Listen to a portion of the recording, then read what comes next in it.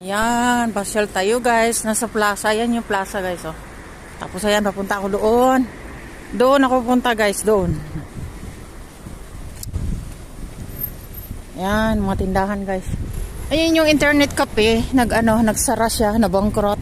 Dahil sa COVID guys, nagkaganito ang mga tindahan dito sa amin. Ayan o, tingnan yung mga tindahan. Ayan, sarado yan. Ito bukas, isang piraso. Ayan, sarado. Wala na. Tattoo studio. Yan. Yan siya guys. Yan, may nagbike. Noon may bike din ako, kaso ninakaw yung bike ko guys. Ninakaw, pinarking ko sa supermarket, tapos ninakaw siya.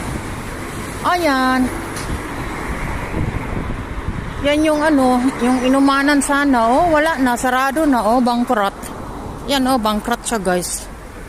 Oh, yan yung